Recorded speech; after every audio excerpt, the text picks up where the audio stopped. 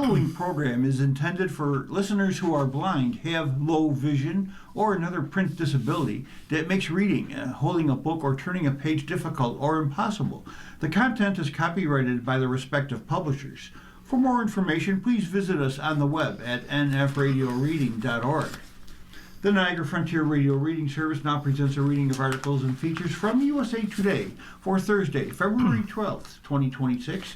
Your readers today are Ken Drost and Jim Duffy. And beginning with our front page, judges are excoriating ICE in their opinions. Courts not holding back on enforcement tactics, from Christopher Kahn of USA Today. A striking trend is unfolding at federal courthouses across the nation. Judges appointed by both parties are issuing uncharacteristically scathing rebukes of the Trump administration's immigration enforcement crackdown.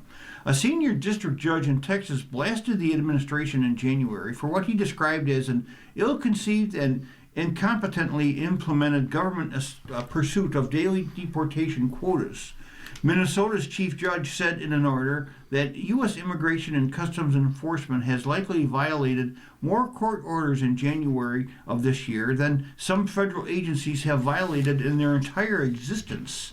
Another federal judge called President Donald Trump an authoritarian and accused the administration of trampling on the First Amendment. Fierce criticism from members of the judiciary, including judges appointed by the Republican presidents, comes as the Trump administration expands its campaign to carry out the largest mass deportation in American history. Since returning to office, Trump and top administration officials have taken swift actions to intensify immigration enforcement, from surging federal agents to major cities to halting bond hearings for detained undocumented immigrants. In response, a growing number of district court judges have criticized the administration in written opinions and in court, accusing ICE of knowingly violating hundreds of court orders and condemning the tactics used by federal officers during raids across the country. The White House and Department of Homeland Security officials have pushed back, criticizing the judges, including some long supported by Republicans, as activists. In a statement, Homeland Security Assistant Secretary Tricia McLaughlin said that detainees receive proper due process and that the Trump administration is more than prepared to handle the legal caseload from its enforcement of laws against illegal immigration. In emailed comments to USA Today, White House spokeswoman Abigail Jackson criticized the backlash from judges. Federal judges swear to faithfully and impartially enforce the law, so it is appalling that these clearly biased lower courts continue to attempt to push their unlawful policy agendas from the bench. President Trump will continue to uphold his constitutional duty to enforce the law and implement the agency he was elected on. The agenda he was elected on. Arthur Hellman, a law professor at the University of Pittsburgh and an expert on federal courts, reviewed the statements from district judges and said there doesn't appear to be a historical precedent. It's unusual and very likely unprecedented to see so many judges condemning executive branch actions in such strong language in such a short period of time. Amanda Frost, a law professor at the University of Virginia and an expert on immigration, agreed that the heated language from district judges is unusual, but she noted that the Trump administration has gone further than any other in modern history to test the bounds of its authority. Some notable court judges have ruled in favor of the administration. On February the 9th, Judge Christina A. Snyder in Los Angeles, an appointee of President Bill Clinton, blocked California's law prohibiting federal agents from wearing masks, describing it as unconstitutional because it did not apply to all law enforcement officers. When the Trump administration has faced resistance from district judges, it has seen at least temporary wins by appealing the rulings. So far in February, 2 separate appeals courts have sided with the federal government, allowing authorities to deny bond hearings to detained immigrants, including those with no criminal history, and permitting the administration to move forward with ending deportation protections for more than 60,000 migrants from Nepal, Honduras, and Nicaragua. The successful appeal regarding deportation protections followed a scathing order from District Judge Trina Thompson in San Francisco, who accused Homeland Security Secretary Kristi Noem of making racist remarks that perpetuate the discriminatory belief that certain immigrant populations will replace the white population. U.S. District Court Judge Jerry Blackwell is among several judges in Minnesota who have voiced frustration over what he described as the Trump administration's consistent violation of court orders stemming from immigration orders. In a hearing February the 3rd, Blackwell, who was appointed by President Joe Biden, threatened to hold lawyers representing the federal government in contempt in an extraordinary back and forth. Julie Lee, an ICE attorney who was brought in to help the Justice Department with its caseload in Minnesota, where ICE had launched its largest immigration operation in history, said she and her colleagues at the U.S. Attorney's Office were overwhelmed, according to a transcript. When I started with the job, I have to be honest, we have no guidance on what we need to do, she told the judge, adding that trying to get a response from ICE about a needed correction was like pulling teeth. The system sucks. This job sucks, she said, later adding, sometimes I wish you would just hold me in contempt, Your Honor, so that I can have a full 24 hours of sleep. Blackwell stated that a court order is not advisory, and it is not conditional. Detention without lawful authority is not just a technical defect. It is a constitutional injury that unfairly falls on the heads of those who have done nothing wrong to justify it, he said. The individuals affected are people. The overwhelming majority of the hundreds seen by this court have been found to be lawfully present as of now in the country. They live in their communities. Some are separated from their families. The DOJ, the DHS, and ICE are not above the law. They do wield extraordinary power, and that power has to exist within constitutional limits, Blackwell went on. When court orders are not followed, it's not just the court's authority that's at issue. It is the rights of individuals in custody and the integrity of the constitutional system itself. Lee was removed from her post at the U.S. Attorney's Office in Minnesota, multiple news outlets reported. A DHS spokesperson described Lee's remarks as unprofessional and unbecoming, but did not say whether she had returned to her former position at ICE. In January, Minnesota Chief Judge Patrick Schlitz, an appointee of President George W. Bush, threatened to hold ICE Acting Director Todd Lyons in contempt over court order violations. The court's patience is at an end, he wrote in an order filed January 26th, writing that the administration had ignored dozens of orders compelling immigration authorities to provide bond hearings for people detained in Minneapolis. After his sharply worded order summoning Lyons to appear in court and explain ICE's actions, the immigrant at the center of the case was released from detention. As a result, Schlitz canceled the hearing, but said he was still concerned about violations in other cases. Attached to this order is an appendix that identifies 96 court orders that ICE has violated in 74 cases, Schlitz wrote. This list should give pause to anyone, no matter his or her political beliefs, who cares about the rule of law. Days earlier, Schlitz sparred with the Trump administration after the Justice Department asked an appeals court to force Schlitz to decide whether to issue arrest warrants for 5 people in connection with a protest at a church in St. Paul, including former CNN anchor Don Lemon. Schlitz said he surveyed all the chief judges in the 8th Circuit and found that none had ever seen such a request, which he described as frivolous in a letter to the circuit's chief judge, Stephen Colleton. Hellman said Schlitz was appointed to the bench in 2006 with an extraordinary good reputation. Schlitz started his professional career as a clerk for the late Supreme Court Justice Antonin G. Scalia, and years later taught Justice Amy Coney Barrett at Notre Dame. For somebody with that background and that temperament to write something in such strong language is quite extraordinary, Hellman said, noting Schlitz's Senate confirmation was supported by Republican and Democratic senators alike. Schlitz is not the only Republican-appointed federal judge who has come out against the administration's immigration enforcement. In January, U.S. District Judge Clay Land, a Bush appointee, wrote in a court order that the administration was refusing to provide bond hearings to detained migrants despite his definitive rulings that they do so. He described the backlog of immigration cases as an administrative judicial emergency. On January 14th, Judge William Young, who was appointed by President Ronald Reagan, called Trump an authoritarian and said his administration conspired to infringe on the First Amendment rights of pro-Palestinian activists whom the government has targeted for deportation. There doesn't seem to be an understanding of what the First Amendment is by this government, Young said. White House spokesperson Ann Kelly accused Young on Fox News Digital of engaging in left-wing activism. In a statement to USA Today, the Department of Homeland Security said, "We expect a higher court to vindicate us." Among the most stunning orders chastising the administration was written by U.S. District Judge Fred Beery, an appointee of President Bill Clinton. Invoking the Constitution and Scripture, the Texas District Court judge wrote a scathing opinion ordering the release of 5-year-old Liam Ramos and his father after the two were detained outside their home in Minneapolis in January.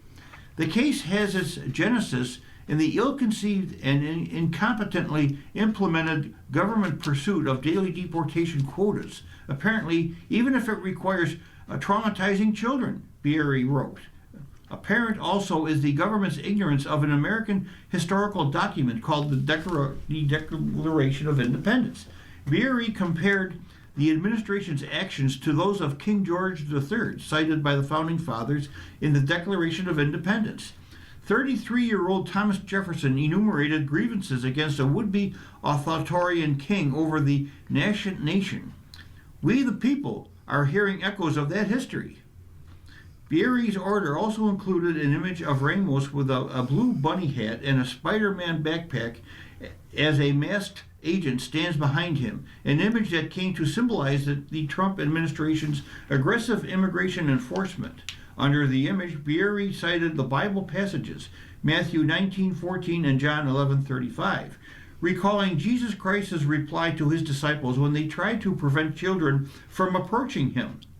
The second citation refers to Christ's reaction to seeing the tomb of Lazarus. And Jesus wept, the passage says. After the order, Liam and his father returned home to Columbia Heights, Minnesota. The administration has since attempted to expedite their deportation, but a judge on February 6 granted the family a continuance, allowing them more time to make their case for asylum. Removal of pride flag stirs outrage. Leaders, activists rally for Stonewall Inn site. Michael Collins and Eduardo Cuevas of USA Today write, first, they erased transgender people from the government's version of LGBTQ plus history. Now, they've taken down the rainbow flag. The Trump administration quietly removed a large pride flag at the Stonewall National Monument in New York City in recent days, just weeks after the government issued federal guidance on types of flags allowed to be flown at national parks.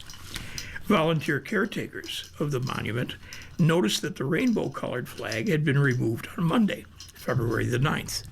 The flag flew from atop a pole in a park, across from the Stonewall Inn, a popular gay bar in New York's Greenwich Village that was the scene of one of the most significant events in LGBTQ plus history. Removing the rainbow flag from the Stonewall National Monument again makes a target of what is sacred ground for our community, and another attempted act of erasure by an administration that has relentlessly attacked the LGBTQ plus community since the day it took office. This from Kathy Runna, spokeswoman for the National LGBTQ Task Force. The National Park Service today said in a statement provided to USA Today that with limited exceptions, only the United States flag and other authorized flags are permitted on flagpoles managed by the agency. The policy was outlined in a directive the agency issued January 21. Exemptions can include flags that provide historical context, current military branch flags, and the flags of federally recognized tribal nations. Any changes to flag displays are made to ensure consistency with that guidance, the statement said. The removal of the flag, which has become an internationally recognized symbol of the gay rights movement and the hard-fought gains it has won through decades of struggles, infuriated activists as well as city and state leaders. I am outraged by the removal of the Rainbow Pride flag from Stonewall National Monument, New York Mayor Zohran Mamdani said in a statement posted on X. New York is the birthplace of the modern LGBTQ plus rights movement, and no act of erasure will ever change or silence that history. Our city has a duty not just to honor, excuse me. You're listening to a reading of today's USA Today on the Niagara Frontier Radio Reading Service. The time is 12:15. Continuing, our city has a duty not just to honor this legacy, but to live up to it. New York Governor Kathy Hochul called the decision a shameful attempt to erase our LGBTQ plus history. I will not let this administration roll back the rights we fought so hard for, she said in a message posted on X. The Stonewall National Monument commemorates a clash between police and members of the community after officers raided the Stonewall Inn in the early morning hours of June 28, 1969. For 6 days, gay men and women, transgender people, bikers, street kids, and others fed up with police harassment fought back. The riots are considered the spark that ignited the modern LGBTQ plus rights movement. The Stonewall Uprising is regarded as such a significant chapter in American history that President Obama designated the park's exterior, the adjacent park, and the surrounding streets as a national monument in 2016, so that what happened there and the people involved would not be forgotten. The bar itself remains privately owned. The Stonewall Monument is the only site within the national park system dedicated to LGBTQ plus history, which makes its preservation all the more meaningful to activists and historians. It's a sacred space, said Brad Hoylman Segal, the Manhattan Bureau president, who recalled that Stonewall was the first place he visited when he moved to New York City 3 decades ago. You really cannot estimate or overestimate its importance to generations. Stacy Lentz, one of the bar's current owners, said the administration did not give her notice that the flag would be removed. We cannot allow the government to erase a historical fact, she said. This isn't even about the politics of it. This is about history, and that history has to be preserved. Stonewall taught us that our history does not survive unless we defend it. The removal of the flag marks the second time the Trump administration has targeted the monument in the past 1 year. Early last year, just weeks after President Trump took office for the second time, the administration angered LGBTQ plus activists when it stripped all references to transgender people from the monument's website. The administration said the change was in keeping with Trump's broader campaign to recognize the existence of just two sexes, male and female, and combat what he calls gender ideology. After that decision, more than 1,000 protesters showed up at a rally to support the transgender community and challenge the administration's actions. Another rally, February 10, to protest the flag's removal, resulted in a brief standoff between demonstrators and the National Park Service. The event was scheduled for 5 p.m. But as people gathered at the monument, National Park Service staff began closing park gates about 4:20, about 40 minutes before the normal closing time. Now, that's according to J.W. Walker, a New York City activist and co-founder of the Queer Liberation March. Protesters stood in front of the main gate and refused to leave. Eventually, New York City police announced the park would stay open, Walker said. By the time the rally started, a couple of hundred people crowded inside the small park in front of where the monument's large flag had been removed. We are all here because something sacred was taken from us, Tabitha Gonzalez, transgender activist and policy and advocacy director with the Bronx-based nonprofit Destination Tomorrow, told gatherers, "Our flag, the thing we have pride in, the thing that was a symbol of safety." She said the flag's removal fits into a larger pattern by the administration, particularly against transgender and gender nonconforming people. That begins with limiting visibility and then challenging language and identity, followed by removing symbols. They will try to push us back into the margins to erase us, Gonzalez said. We're not going to let that happen. The rally drew young and old, huddled together as freezing winds gusted in Manhattan. Jonathan Ned Katz, 88 years of age, an author who wrote the 1976 book Gay American History, Lesbians and Gay Men in the USA, stood alongside a high school student who led chants with the crowd. At several points, people called for the flag to be reinstalled immediately. Now, I'm very aware of the rise of authoritarian regimes and the danger that they pose, he said, carting a red rolling suitcase across the street from the Stonewall Inn. I am scared of what's happening in the United States at this time, and that's why I'm here. In front of the bright red neon lights of the Stonewall, Sergio Aragon, 30, and In front of the bright red neon lights of the Stonewall, Sergio Aragon, 30, and Jesus Gutierrez, 30, posed for a picture after the rally. The couple had traveled from Brooklyn to show solidarity after seeing the Stonewall Bar announce the rally on Instagram. Aragon, a first-generation Mexican-American, said that in dark times it was important to stand together with his immigrant and queer community. Aragon said the rally meant love, safety, unity, as Gutierrez smiled alongside him. Hoylman Segal and other state and community leaders also plan a separate event on Thursday, February the 12th, to again raise the flag over the park in defiance of the Trump administration.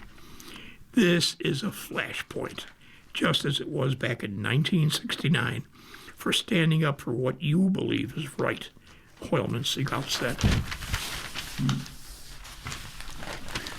Rebounding wood stork no longer endangered.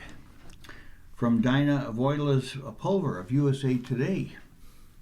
A pair of naturalists spent weeks in the wilds of South Florida in the 1930s, braving alligators and snakes to find and photograph wetland and wading birds like the gangly wood stark.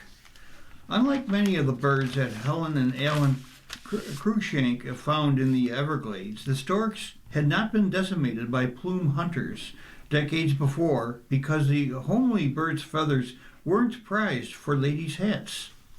But the storks suffered when developers and agricultural operations began ditching and draining, which eventually compromised some 35% of South Florida's wetlands, where the majority of the birds nested.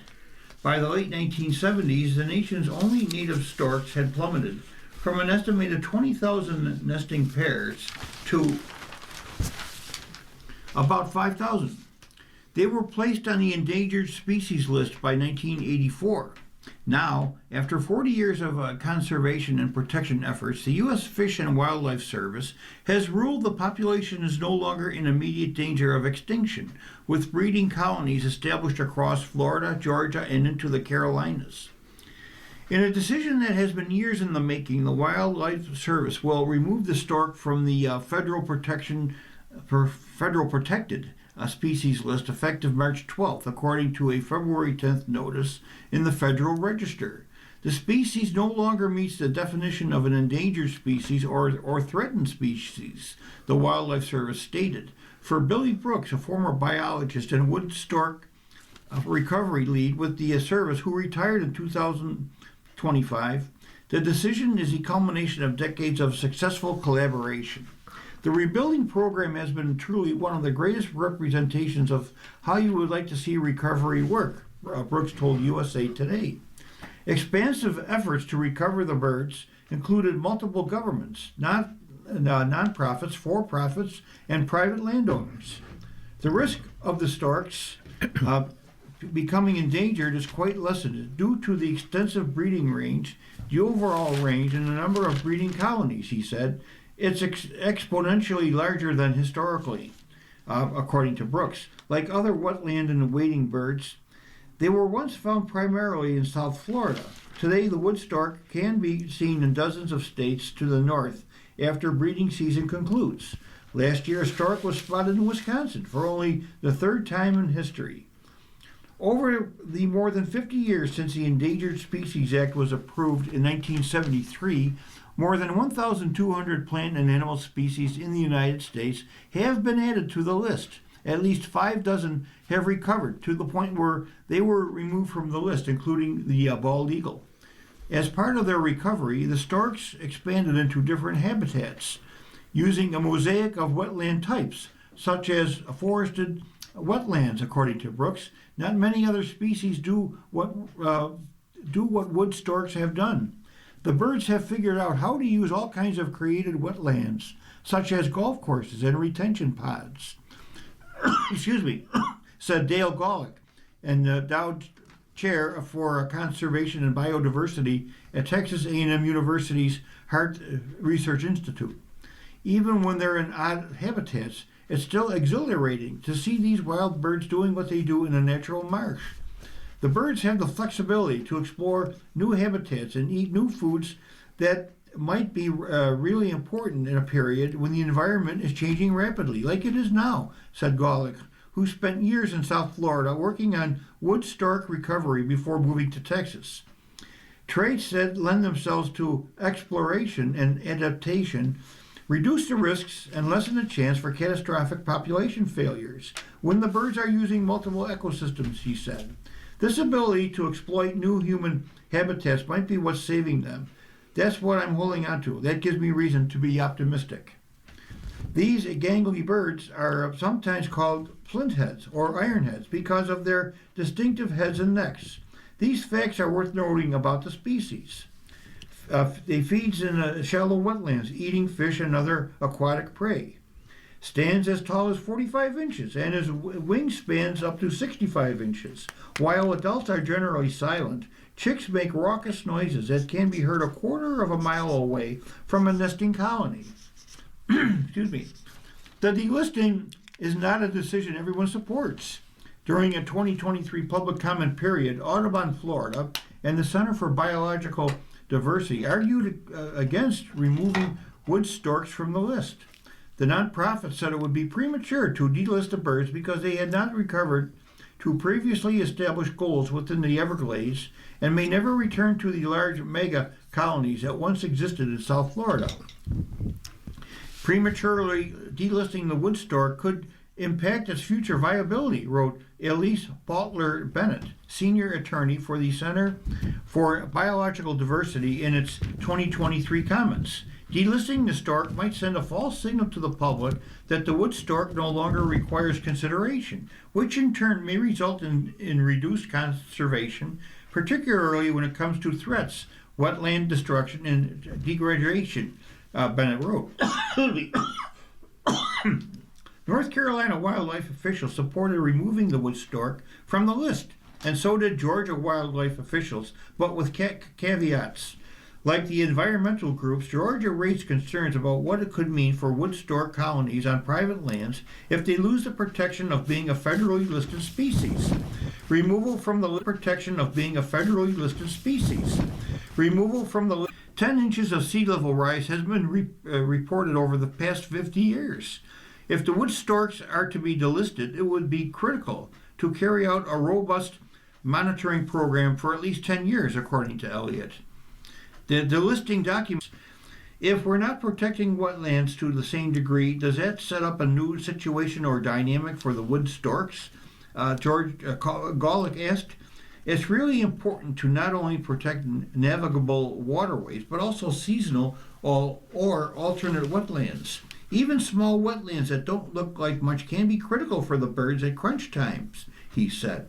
Seasonal wetlands that are drying out, for example, provide key foraging opportunities for the storks who like to feed in shallow areas where the prey is concentrated. There's no substitute for seeing wild wood storks in a wild marsh in the Everglades, feeding in a drying pool where the fish are concentrated, fishing like they've done for thousands of years. El Paso flights resume after a ban by the FAA.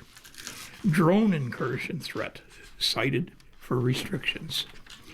Zach Wichter of USA Today writes, the Federal Aviation Administration lifted a ban on most flights around El Paso, Texas, early February 11. The agency had instituted the ban late February 10, effectively shutting down operations at the city's airport. Transportation Secretary Sean Duffy said in a social media post that the closure, which had initially been expected to last into February 21, was ordered because of a drone incursion into U.S. airspace. The threat has been neutralized. There is no danger to commercial travel in the region, the Post said. The restrictions have been lifted and normal flights are resuming. Now, in its initial notice about the closure, the agency cited special security reasons as the catalyst for the closure, but did not provide further information.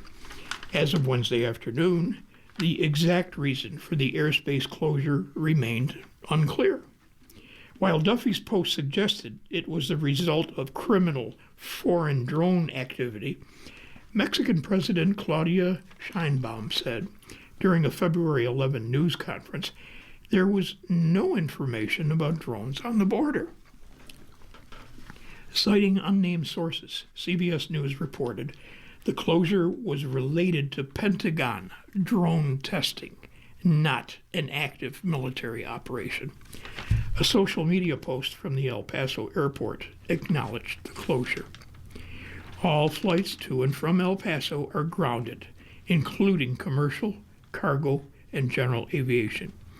The FAA has issued a flight restriction halting all flights to and from El Paso effective from February 10 at 11:30 p.m.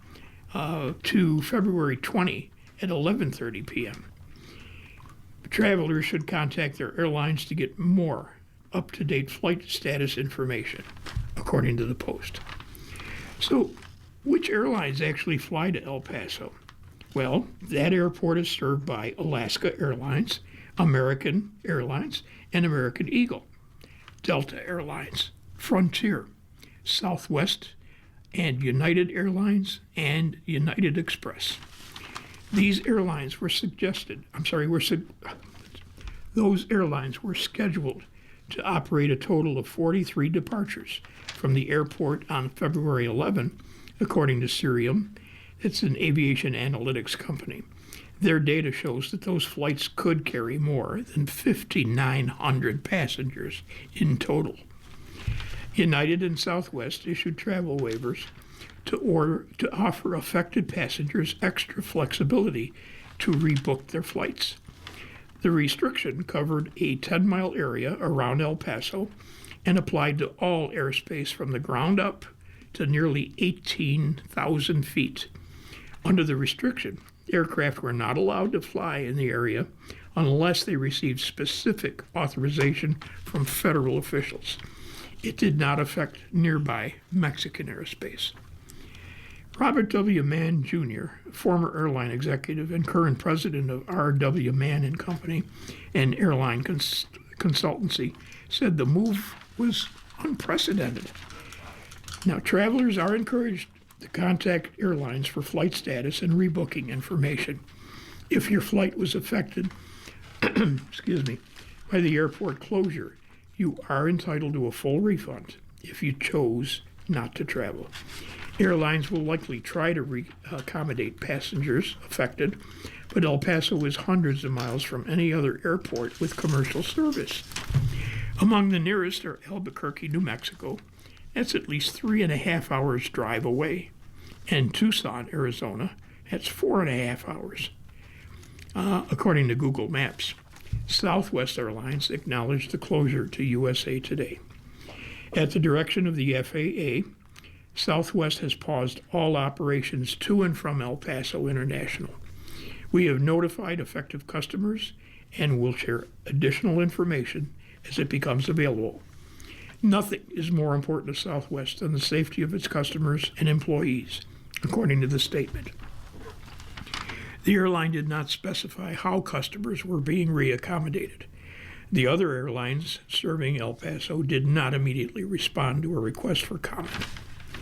Mann, the aviation consultant, warned that in addition to flight cancellations, airplanes and crews could have been stuck in El Paso for the duration. The temporary flight restrictions are absolute unless the carriers and operators get waivers. Presumably, if they can move the airplanes, they're going to want to move the crews, he said. El Paso is really remote. There's nothing convenient that you're going to be able to fly as an alternative.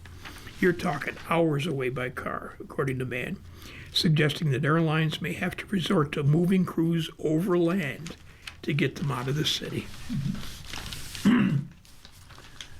Lawmakers grill immigration officials on policies and tactics. The panel seeks answers as funding deadline looms. Christopher Kahn, Bart Jansen, Lauren Villagran, and Zachary Shermel, all USA Today staffers, contributed to this article. America is overrun with foreign criminals. America is overrun by fascist federal agents.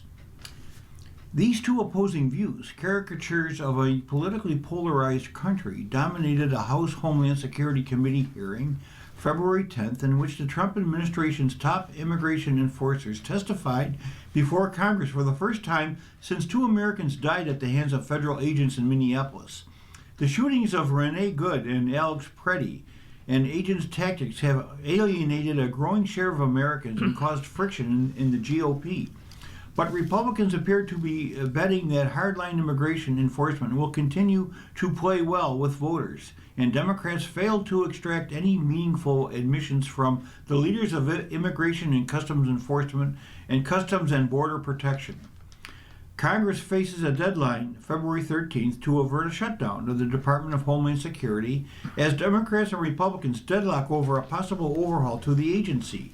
Committee Chair Andrew Garbarino, Republican from New York, in his opening statement applauded some of the Trump administration's efforts to battle illegal immigration, but said the credibility of these successes is on the line. We must take the temperature down, he said, calling the shootings of Preddy and Good unacceptable and preventable. Public trust and public safety go hand in hand, Garbarino continued. We cannot have one without the other.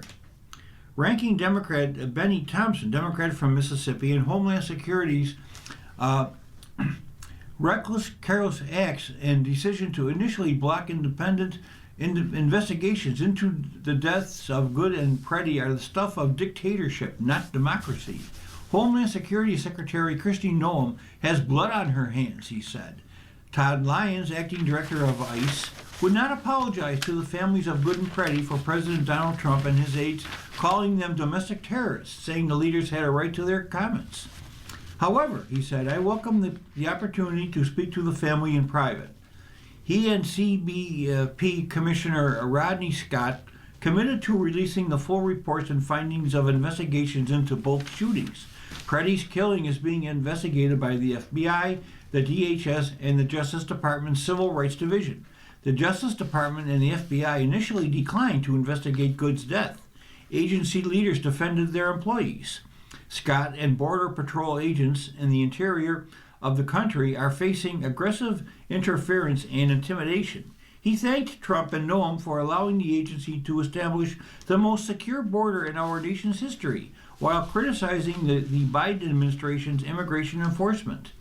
Lyons said death threats against personnel last year were up 8,000%, and assaults on officers skyrocketed 1,400%. We are facing the deadliest operating environment in our agency's history, Lyons said. One officer in Minnesota had his finger bitten off by a protester egged on by elected officials, characterizing our officers as Gestapo or secret police. His message to anyone who thinks they can intimidate ICE: you will fail. Lyons' defense of officers included those who detained a 5-year-old Liam Ramos and his father in Minnesota. The men and women of ICE took care of him when his father abandoned him and ran from law enforcement, he said. Several representatives questioned the officials about tactics, protections, and promises. Lyons said immigration agents now undergo a condensed training academy, 12 hours a day, 6 days a week.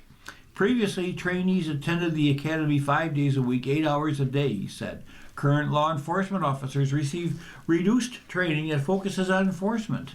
The meat of the training was never removed, Lyons said. The timeline was. Scott said Border Patrol agents continue to attend a 117-day academy. Thompson asked how many wore body cameras, which Noem vowed to immediately implement on February the 2nd.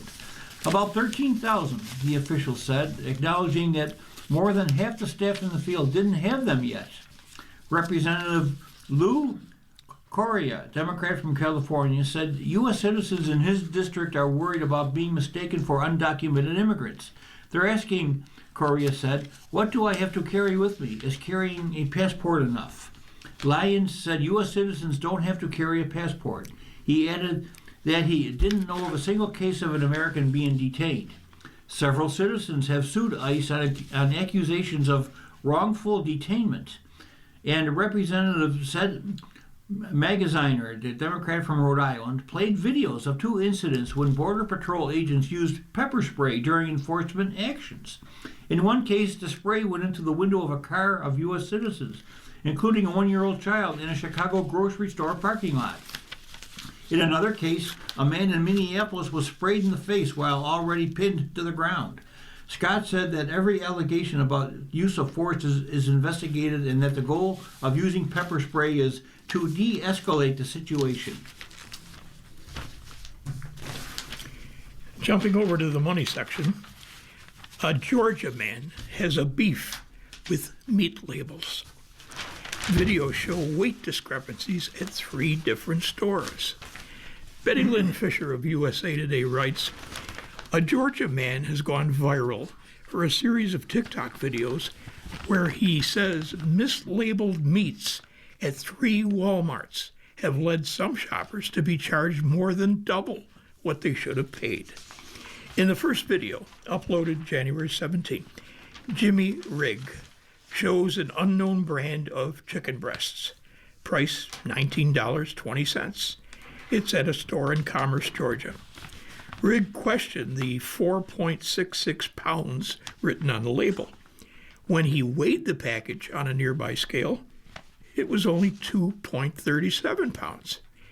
Now, at $4.12 a pound, the price should have been around $9.76. That's a difference of $9.44. Rig told USA Today he suspected something was off. I'm really frugal, Rig said. I watch every penny.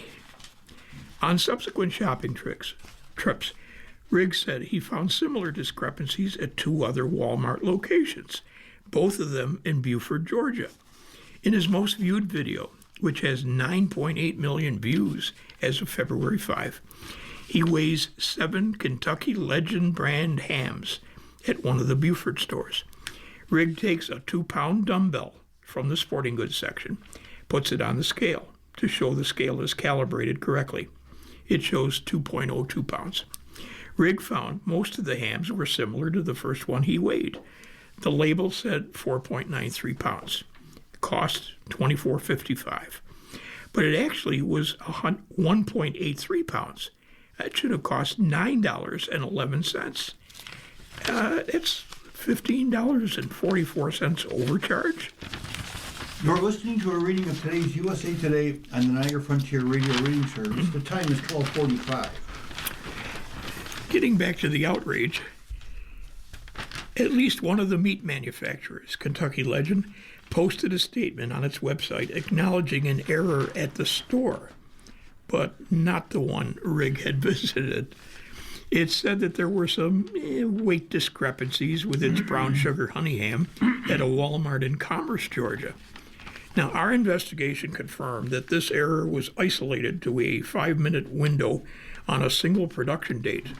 As a result, we've reinforced our processes and safeguards to ensure accurate pricing going forward.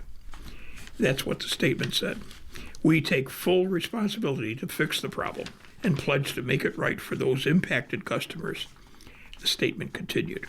Customers affected by the pricing error can email zservice@SFG Trust. Now, it's unclear when the statement was posted. Kentucky Legend did not respond to a USA Today inquiry for more information, including how many hams were affected and whether they were in more than one store. A Walmart spokesperson directed USA Today to Kentucky Legend's statement and told USA Today February 3rd that any impacted Kentucky Legend product was removed from shelves the previous week. The spokesperson also said customers can return the product to Walmart for a refund. The spokesperson declined to answer several other questions, including an explanation for apparently incorrectly weighed chicken and prime rib, according to Rig, which were not even the Kentucky Legend brand.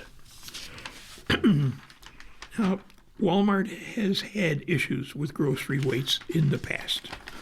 In 2024, Walmart agreed to a $45 million settlement in a class action lawsuit that claimed the retailer charged customers more than it should have for weighted groceries.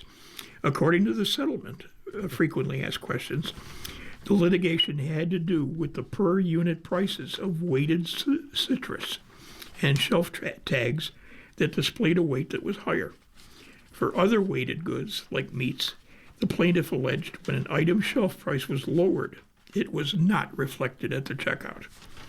The 2024 class action suit dealt with a different issue than the one Rig says he found.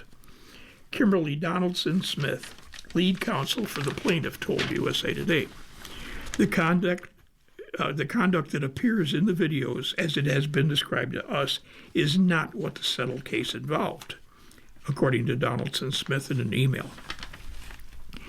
Who weighs and labels meat products depends on the retailer or manufacturer relationship, according to David Ortega, food economist and professor at Michigan State. For many prepackaged branded meats, the products arrive at the store already weighed and labeled, Ortega told USA Today. Some retailers may add shelf tags or price stickers, he said. Ortega said since manufacturers often supply multiple retailers, a mislabeled item would, show up at multiple grocers. Meat processing plants run high-volume, automated lines, and even a brief calibration or software error can mislabel a large number of units before anybody even notices.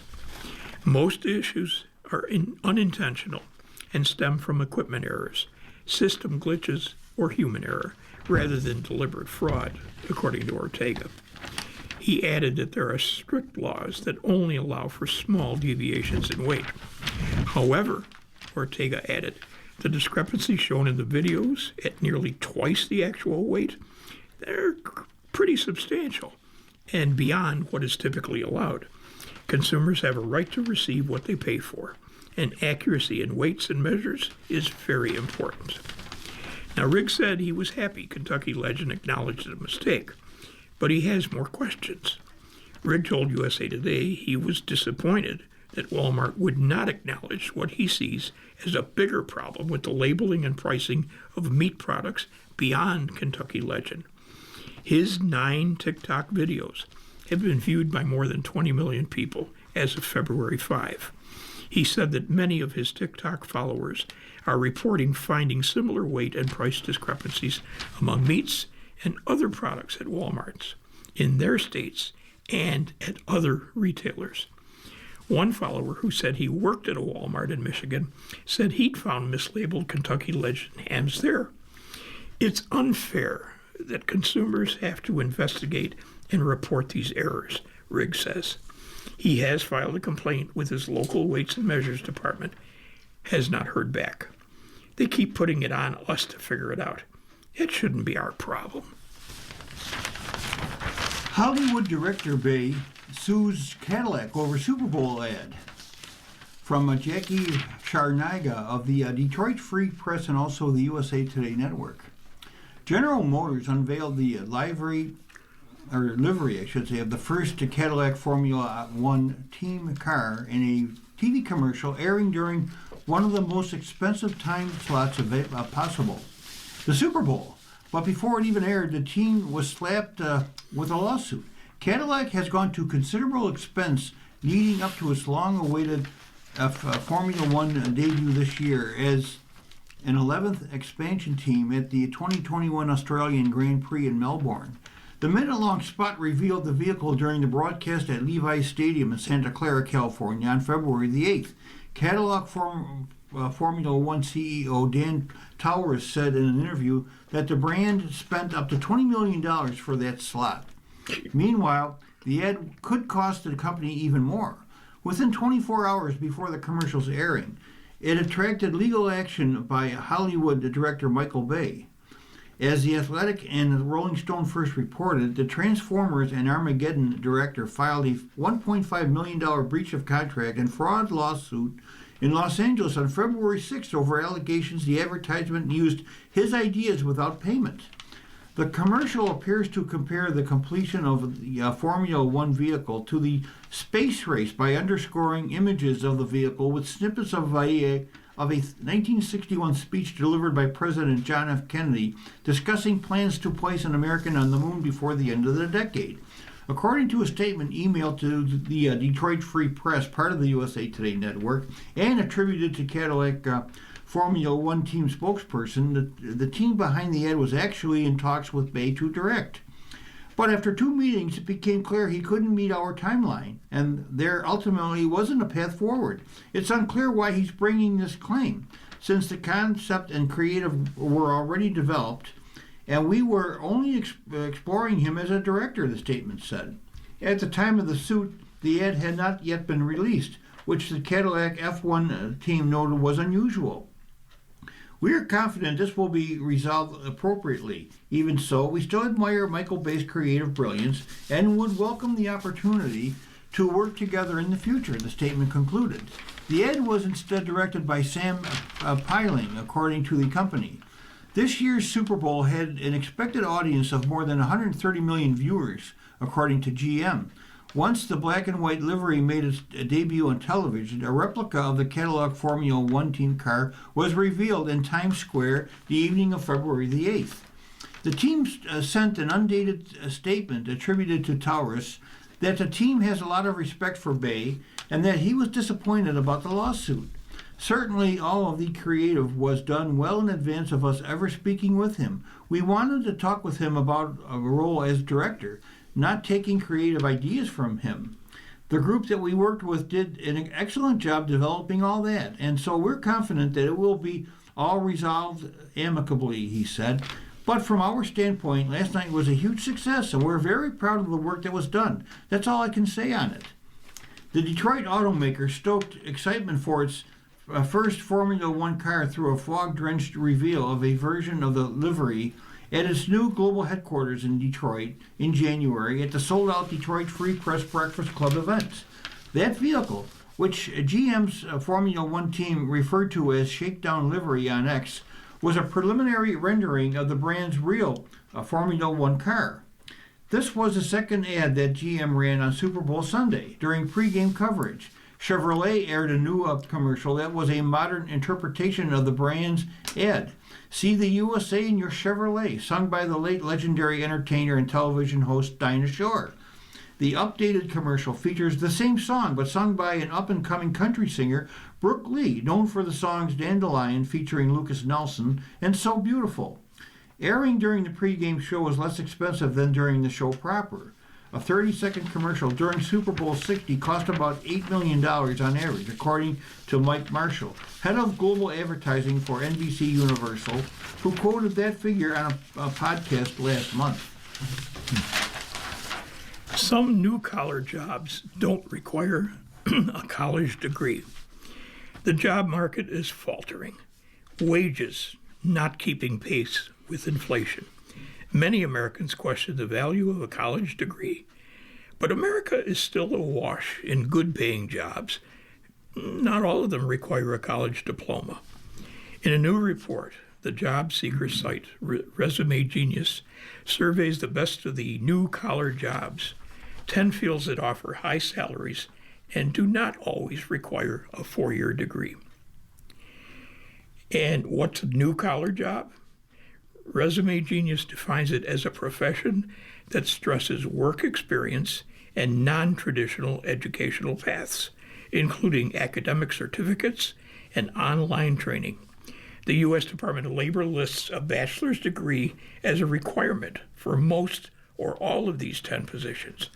Resume Genius contends, however, that it's often possible to work around that prerequisite with certifications or in-the-field training.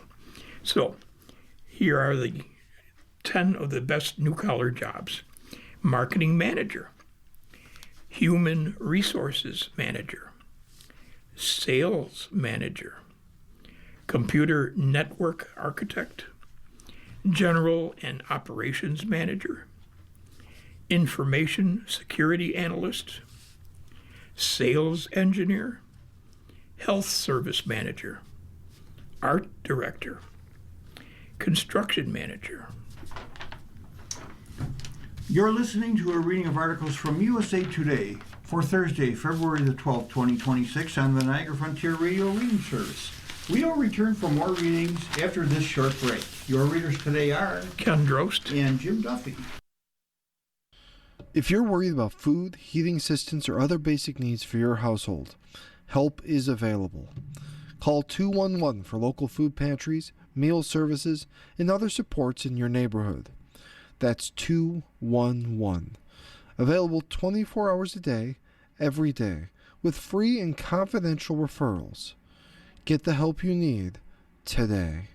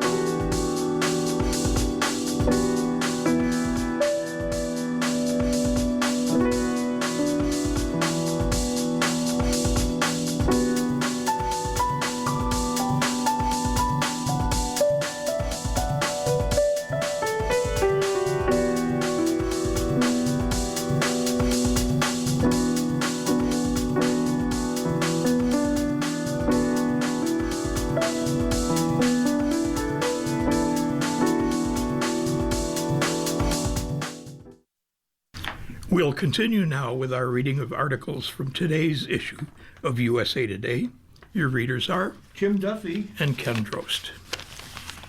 Opening the sports section, Team USA goes 1-2 in women's moguls. Chris Bombaca of USA Today writes, Dateline Livigno, Italy. For the first time in this cluster, at the spread out 2026 Winter Olympics, the Star-Spangled Banner played at a medal ceremony in the Italian Alps. A member of Team USA won the women's moguls final, the first gold medal here. It just wasn't the winner everyone thought it would be. 20-year-old Liz Lemley, who was solid all through qualifying and established herself as a medal contender, stunned the crowd and competition with a blistering and technical final run that resulted in a score of 82.30. Teammate Jalen Kauf finished second for the second straight Olympics at 80.77. Australia's Jakara Anthony, the defending Olympic champion, who entered finals in first place, made a bad turn in the middle of the final run to clinch the top two podium spots for the United States. France's Perrine Lafont took the bronze medal home with a 78.00. Ava Keenan is a former teammate of Lemley's. She's based in Vail, Colorado, and the two have maintained that friendship over the years. Keenan was part of a delirious group of Lemley supporters, along with her father, Jim Keenan, who was decked out in USA ski and snowboard gear and hoisted Lemley on his shoulders after she greeted her supporters following the medal ceremony. "She doesn't say much," said Jim Keenan, Ava's father, "but she's a silent assassin. In her head, she knows what she's doing." Caller Jason Bourne, then. Lemley and three of her teammates automatically qualified for the finals Wednesday, February 11, thanks to a top 10 showing in the first qualifying round. "She knew she was going to win," said Ava, who added that Lemley told her that she had a second gear to live up to in finals. Lemley gave herself a let's go as she started out of the gate and ended up with the gold medal run 25.81 seconds later. "I don't have expectations for myself," said Lemley, who was just processing that she had just won gold. "I just wanted this coming in. I prepared myself to be in the mindset to win, but it's just awesome to do it." Now, Lemley is the youngest member of the U.S. Moguls team and a first-time Olympian. Excuse me. But she put up a veteran performance. She is a two-time gold medalist at the Youth Olympic Games in duels moguls and team duels moguls. She won her first World Cup race at the age of 16. Now, Lemley threw a big fist pump after crossing the finish line and didn't know what to expect from judges. The aerial trick she does is called the slime, and is one she started doing after men's mogul skier Matteo Jennison of Great Britain introduced her to it. At the bottom of the hill, Lemley waited for Kauf, who was the penultimate skier, sharing this moment with not only her, but also with Olivia Giacco and Tess Johnson, both of whom finished just outside of making finals in 9th and 10th place, respectively. That was extra special. "They're amazing," Lemley said. "They're my sisters. They're my family. I would not be here without them." Kauf was the lone American who did not automatically advance and actually finished 27 out of 30. "Just didn't ski at all how I wanted to ski," Kauf said, with her second silver medal slung around her neck. This piece of hardware destined to likely join the first one that hangs on a wall at home. Not putting down a run during qualifiers made Kauf question her competitiveness. She talked to her boyfriend, her family. Now, both her mother and father were competitive free skiers, about, returning to the love of skiing. Now, as a skier who feels like she improves throughout the day, Kauf also told herself that having to qualify for finals was an advantage because it mirrored a normal competition schedule rather than jumping into finals cold. Now, that worked out, and she entered the final in the number 2 position. "It's really cool to have another Olympic medal, to take silver home again," Kauf said. "But I mean, today I was really just trying to ski for myself today. This is a cherry on top." Vermont skier takes silver in Super G. From Gentry Estes and Sydney Henderson of USA Today. The Stelvio Ski Center hadn't produced much joy for Americans during the men's alpine skiing events of the 2026 Winter Olympics in Milan, until now.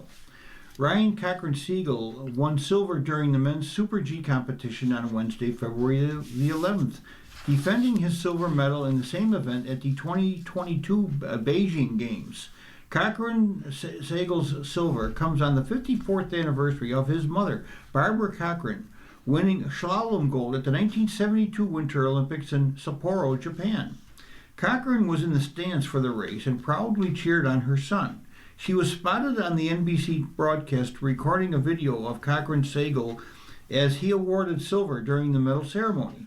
Cochran-Siegel said he felt happy and overwhelmed to share this moment with his family and teammates. I've been able to draw inspiration from other Team USA athletes so far, seeing just how hard they've been skiing, Cochran-Siegel said, mentioning downhill Olympic champion Breezy Johnson and cross-country sprint silver medalist Ben Ogden. Seeing their performances, I think, reinstalled the belief in myself, and that inspiration was really key. Several members of the U.S. women's team watched Cochran-Siegel's race together and were ecstatic with his run. It's so hard when you run so early. You don't really know how it's going to end up, said Paula Moltzen, who won a bronze medal with Jackie Wiles and the team combined. But once the big players had come down and he was still sitting in second, I think we were all just so proud. Cochran-Siegel was the third racer down the mountain and slid into first place with a time of 1:25.24. However, it wasn't enough of a lead to hold off Swiss sensation Franjo van Almen. Almen moved into first place with a time of 1:25.32, 1300ths of a second ahead of Cochran-Siegel, and held on to the top position to pick up his third Olympic gold medal of the Games. Almen took gold in men's downhill and team combined earlier in the week. He's the third skier to win 3 Olympic golds in a single Games, and first since France's Jean-Claude Killy in 1968. Cochran-Siegel was able to hold off Marco Odermatt of Switzerland, who won bronze with a time of 1:25.60, despite entering the race as a heavy favorite. Odermatt leads the 25-26 World Cup season standings in overall Super G downhill and giant slalom. He has won the last 3 Super G season titles. That's a statement, Moltzen said. That Ryan was able to get his second silver medal in Super G in the Olympics is so crazy. The 33-year-old Vermont native had been considered Team USA's best hope for a medal in men's alpine skiing. Reaching the podium is a bit of an upset in skiing circles, given he finished 18th in the men's downhill 4 days earlier. Cochran-Siegel revealed he was battling an illness throughout his disappointing downhill result, adding he vomited in the ski gondola and again in the bathroom just hours ahead of pushing out of the starting gate. It wasn't my best day. Tough when you wake up feeling nauseous, Cochran-Siegel said. I was really trying to focus on the race, but I was definitely dealing with a little bit of a stomach issue. I tried to ski my hardest. Definitely didn't have it in my legs. A little sickness really throws you off. And I think that was disappointing, all the work that goes into it. He said he felt back to 90% on Tuesday and spent his day resting and hydrating to fully recoup for the Super G event. Cochran-Siegel said he woke up feeling a lot better this morning. Just having energy in my legs, too, I think was giving me confidence, and that helped, according to Cochran-Siegel. Grandstands to racetrack. Connor Zilisch, NASCAR's hottest prospect, set for Daytona 500 debut. Chris Binnell of the Daytona Beach, Florida News Journal says, it wasn't that long ago, just 4 years, Connor Zilisch came to Daytona International Speedway for his first Daytona 500 as a fan. He sat in the grandstands with thousands and thousands of others, no one having any idea they were positioned near the kid who'd soon develop into the hottest prospect NASCAR has seen in decades. He watched as a Cup Series rookie, Austin Cindric, stunned his way to the Harley J. Earl Trophy. It was really cool to just be there and experience it, Zilisch recently told the News Journal. I never thought in a million years that I'd be racing it in a few years later. For me, that's one of the coolest parts about it.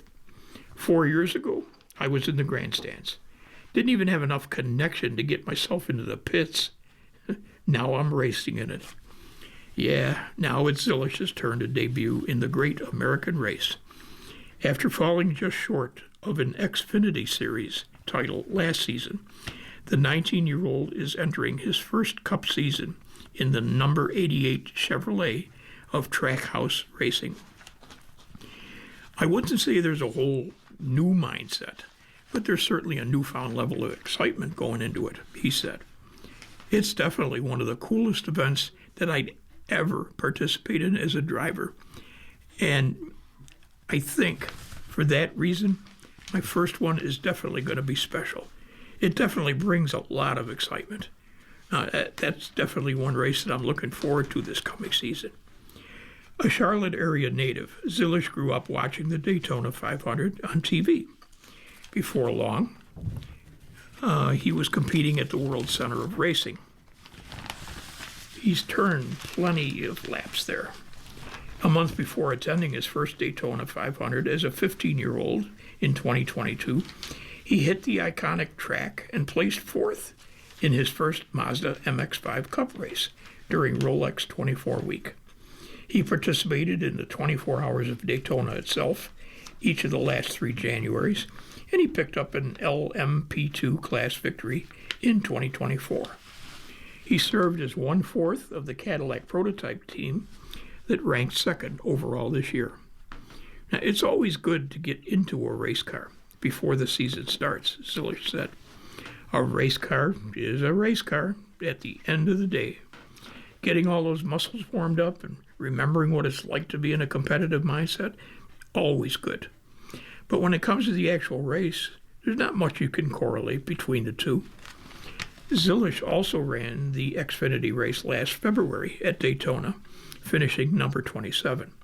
He returned for the August event, which his car won, although he piloted only until the first caution before giving way to Parker Kligerman because of a collarbone injury a couple of weeks earlier.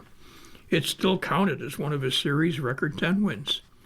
I feel pretty comfortable around Daytona, he said. But the Daytona 500 is a different beast. It's NASCAR's Super Bowl. Last year, it averaged 6.76 million viewers on Fox, peaking at around 8 million. No teenager has ever won the race. Trevor Bayne's 2011 victory occurred just a day after his 20th birthday. But several current stars found themselves in situations similar to Zilisch. Kyle Busch made his highly anticipated Daytona 500 debut at age 19. Joey Logano, 18. This year's green flag is set for shortly after 2:30 p.m., Sunday, February 15. During Rolex 24 week, Zilisch said he expected at least 15 members of his family and friends there to cheer him on, and the list was growing. It will be his 4th big league start after a cup of coffee last spring. You only get to be a rookie in the Daytona 500 once, Zilisch said. Walking across the stage is going to be so cool. Everything about it is just so unique. For me, to be doing it for my first time, I'm just going to try and enjoy the entire experience. Just let it all come to me. Rory set for 26 PGA debut from Adam Schupak of Golf Week and the USA Today Network. Rory McIlroy isn't quite done reveling in his 2025 Masters victory, but he is ready to get back to work as he makes his season debut on the PGA Tour. Does the Northern Irishman, who completed the career Grand Slam last April, think about winning the green jacket every day? Only when I'm reminded, he said during his pre-tournament interview ahead of his title defense at the AT&T Pebble Beach Pro-Am. On Tuesday, February 10th, the Northern Irishman had a chance to take a trip down memory lane during a reflective interview conducted at the home of CBS's Jim Nantz. You're listening to a reading of today's USA Today on the Niagara Frontier Radio Reading Service.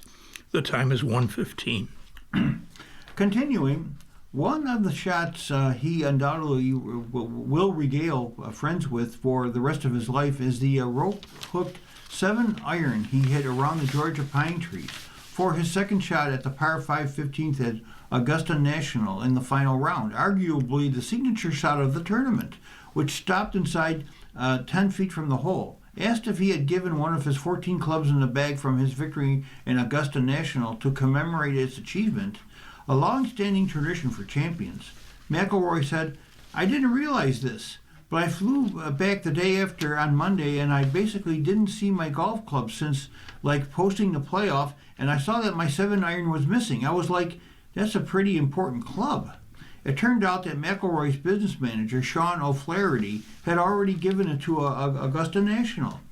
"He just didn't tell me," McIlroy said. "If there was one I was going to give the club, it was probably going to be that one."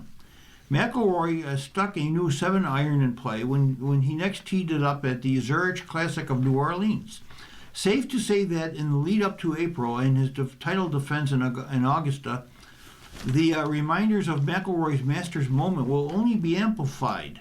But as great as achieving a childhood goal of completing the career Grand Slam has been, he's focused on the future. "It's done, it's wonderful, I'm happy that it's over in a way, but I want to move on, and I've got more goals, and there's more things I want to try to accomplish and achieve," he said. The world's number 2 has won 3 times in his season debut on the PGA Tour, at the 2021 and 22 CJ Cup, and the 2025 AT&T Pebble Beach Pro-Am. Last year, he closed with weekend rounds of 65 and 66 at Pebble Beach to claim a 2-stroke victory, number 27 of his now 29 tour titles, over Shane Lowry. While he hasn't played on the PGA Tour since last season's Tour Championship in August and stateside since the Ryder Cup in September, McIlroy has been keeping busy in far-flung locales such as India, Australia, and the United Arab Emirates.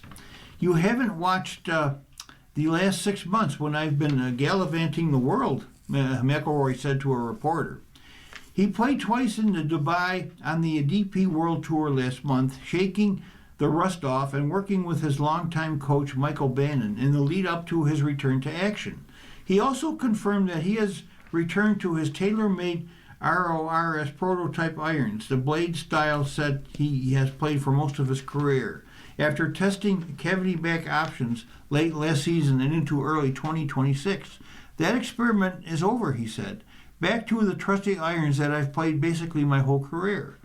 McIlroy, who will be seeking to win for a PGA Tour best 9th consecutive season, had a poor track record at the AT&T Pebble Beach Pro-Am until he took aggressive lines off the tee last year and manhandled the course, averaging 336.7 yards off the tee, the longest driving distance by a winner by 26.5 yards, and marked just the 9th time since 1983 that a tournament winner led the field in driving distance by 17-plus yards over his next closest competitor.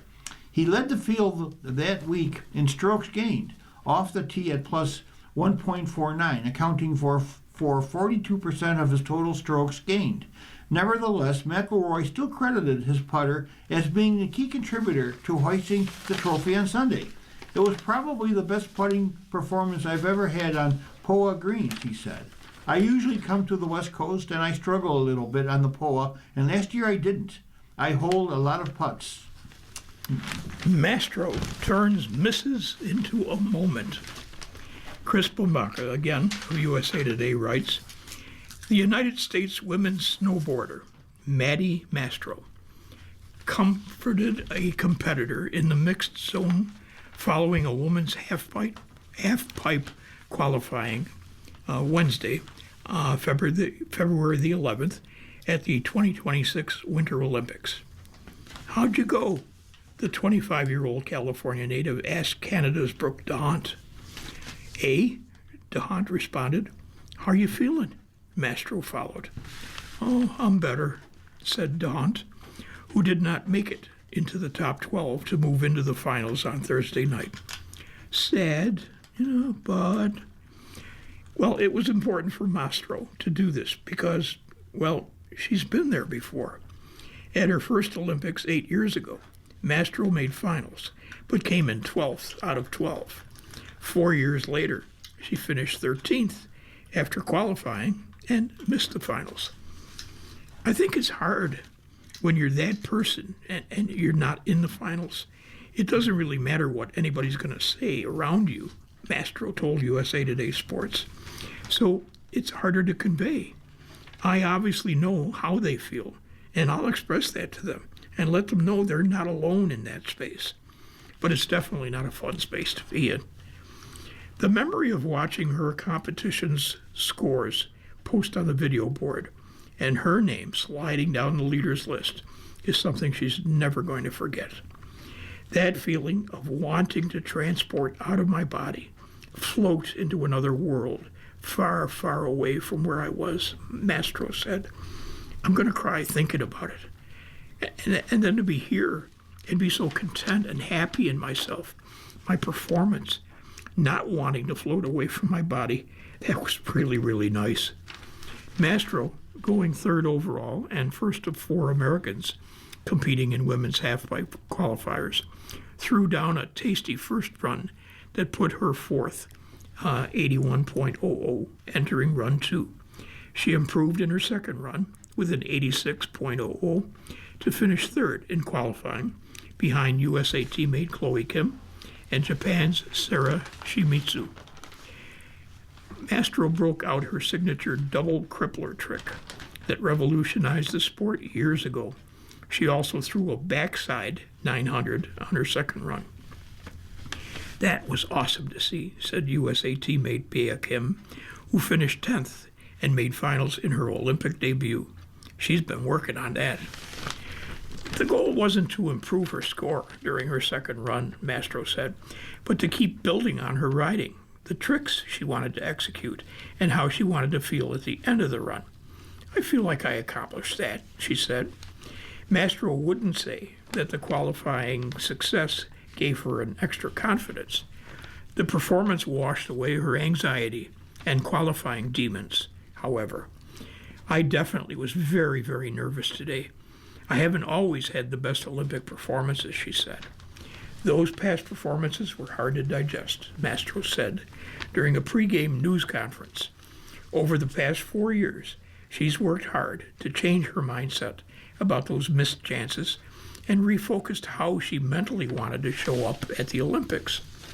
Less on the finish and place I get, and more about what my snowboarding could look like, she explained. That's been a shift in my mindset, and I'm grateful for it. And it's helping my relationship with the snowboarding immensely. Now Mastro can finally eat. She forced liquids down for the necessary carbs to complete the morning of qualifiers. It was a really peckish breakfast, she admitted.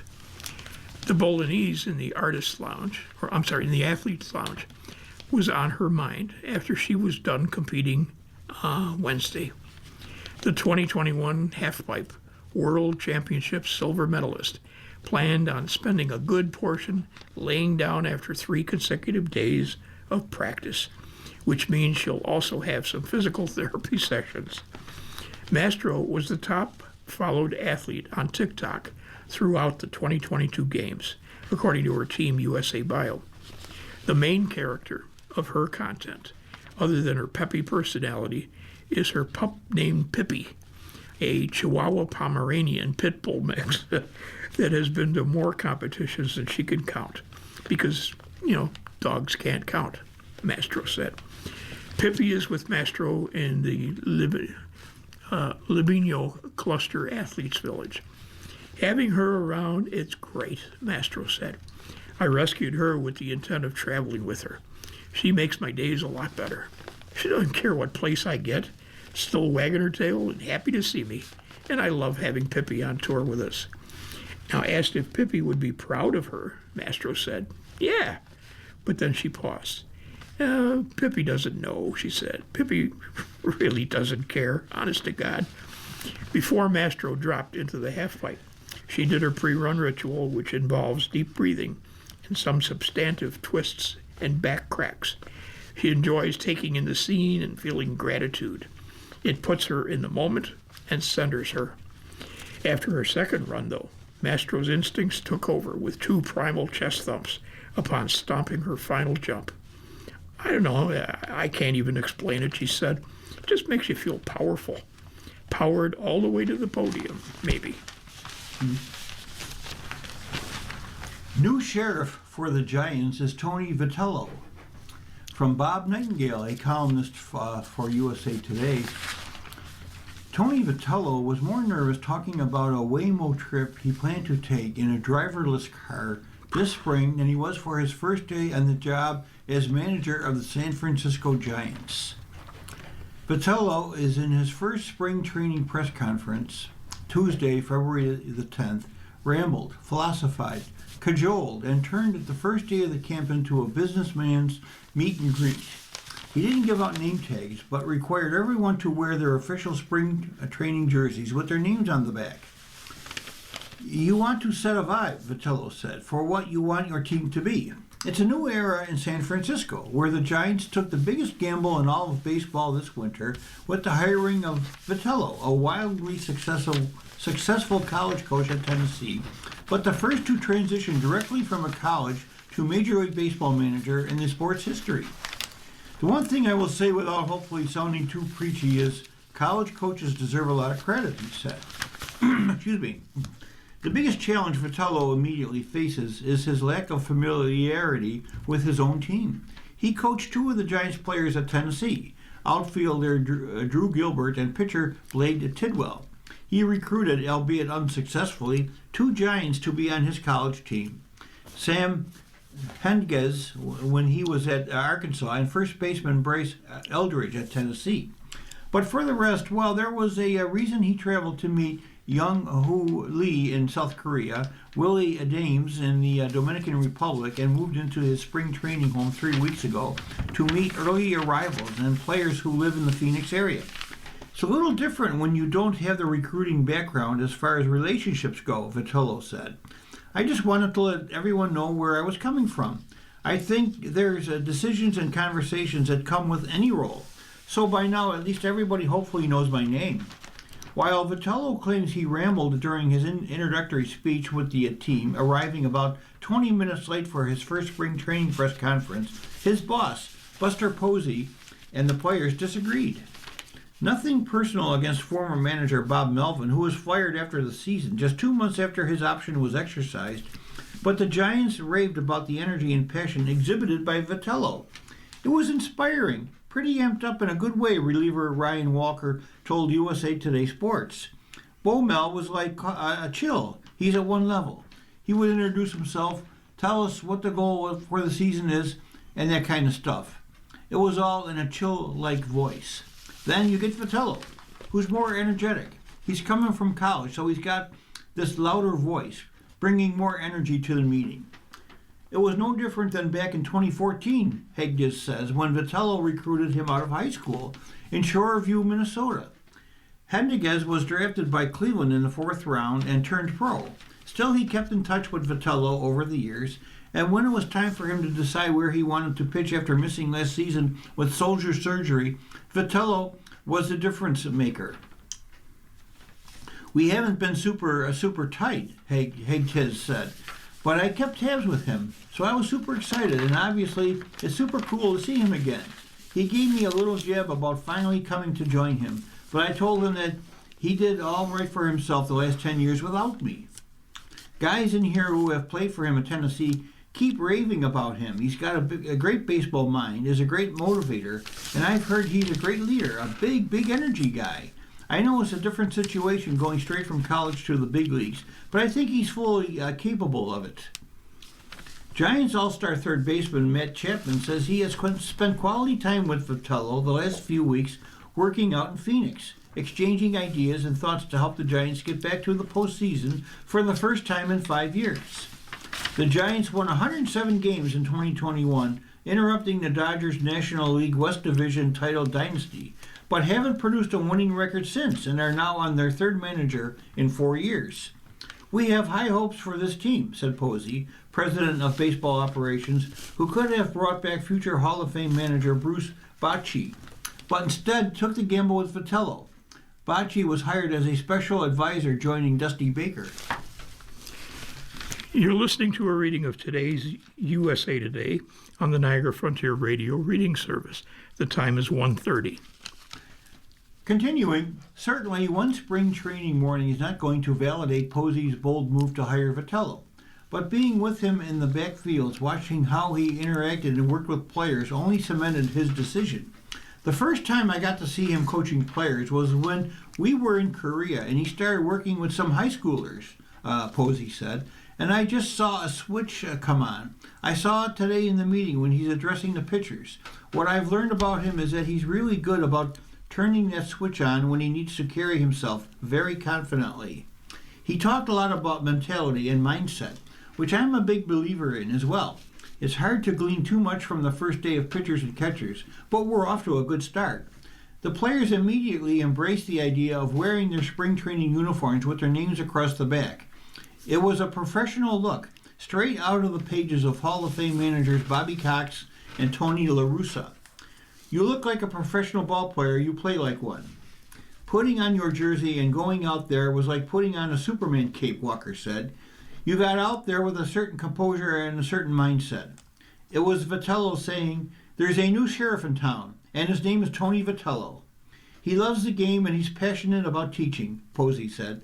"I think that's why he had a successful career in the college ranks and why I think he'll be successful here as well, because those two things will take you a long ways as a coach. I think the guys will feel quickly that he'll be in the trenches with them and he'll care about them. But if he needs to push them, he'll push them as well.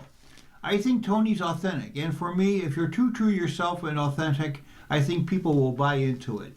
You don't need to convince Chapman, a 9-year veteran who already is a Vitello believer. From all of my interactions with him," Chapman said, "I'm super excited to have him in charge.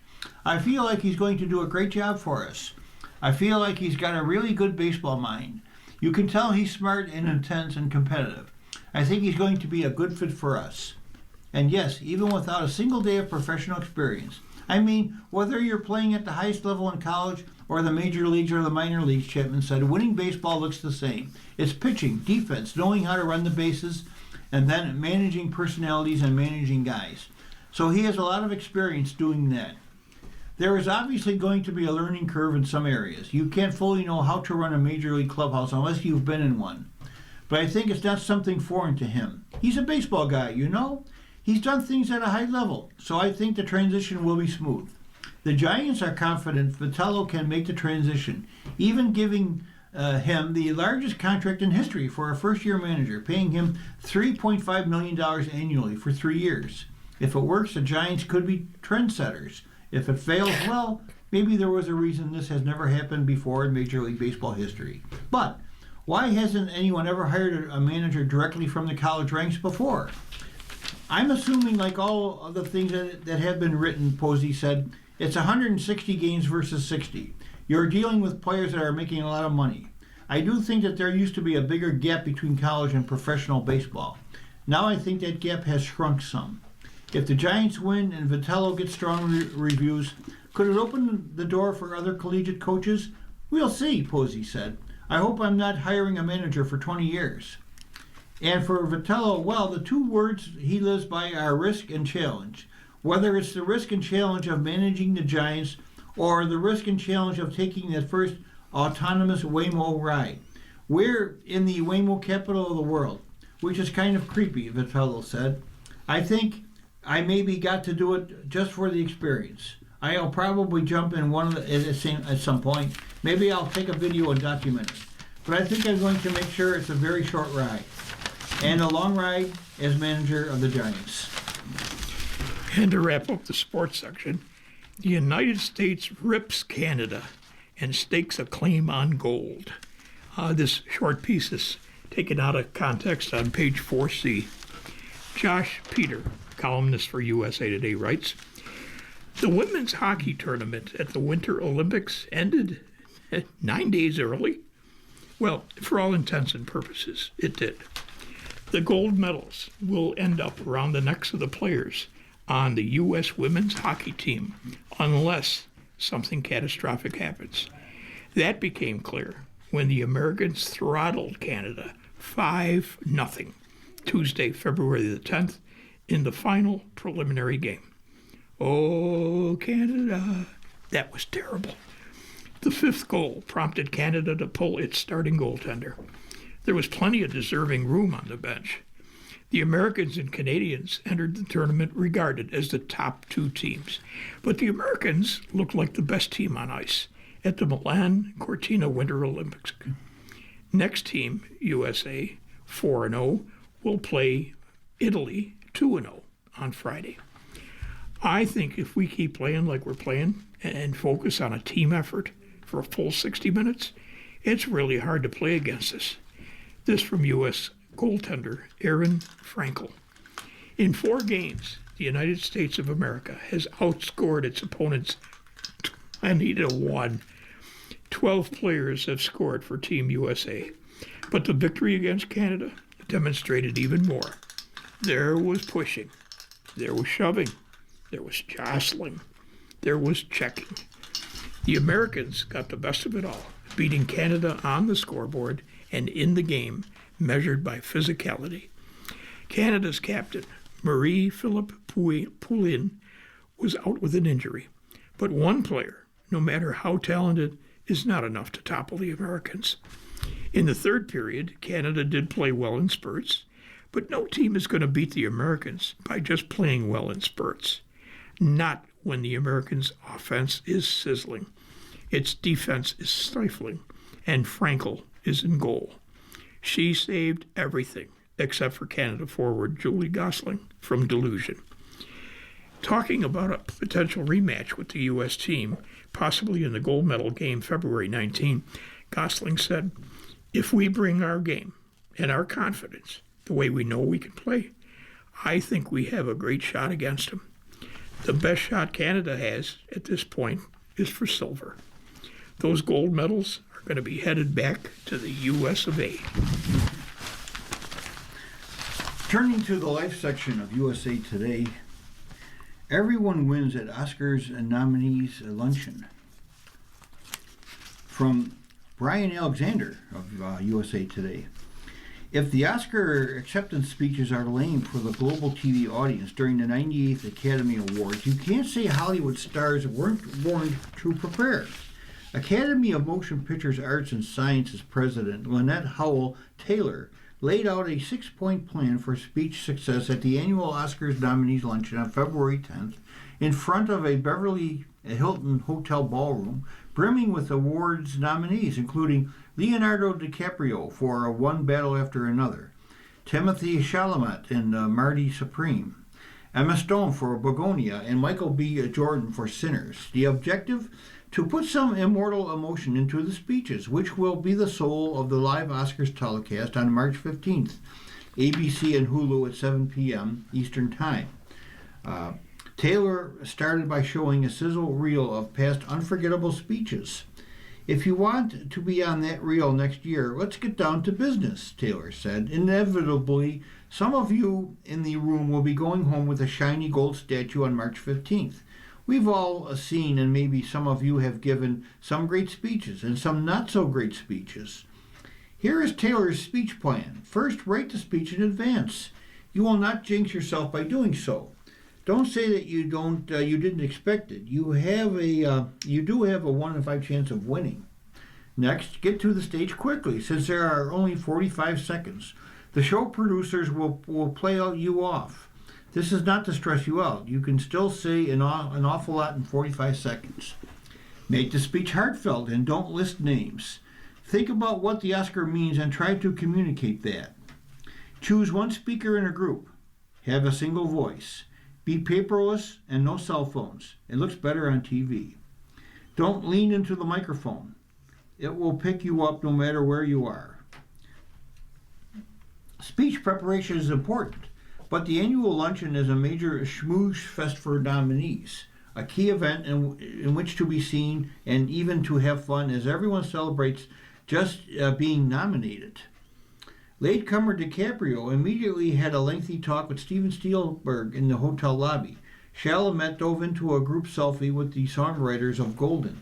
from K-pop Demon Hunters. Songwriter Diane Warren, who has 17 Academy Awards nominations, yet has never won a competitive Oscar, had a beaming smile over her nomination for Dear Me from the aptly named documentary Diane Warren Relentless. I'm not going to call this my first rodeo because I hate rodeos, Warren tells USA Today. But this, my absolute favorite event of the award season. Because no one has lost yet. Check in with me in a month. Even the biggest stars wear magnetic name tags and are seated at random tables with various industry members. USA Today drew up Lucky Table 10, literally a piece of paper from a glass jar, to be seated with the Academy Governor Rita Wilson, Frankenstein star Jacob Elordi, charming and taller even when sitting, Song Blue star Kate Hudson, the stunning, and Begonia producer Ed Guini. The crowning event of the luncheon is the annual class photo, where each nominee is called to stand on the ballroom stage. Sinners star Delroy Lindo was the first called, followed shortly after by If I Had Legs I'd Kick You star Rose Byrne, who was one of the many to navigate the steps in heels.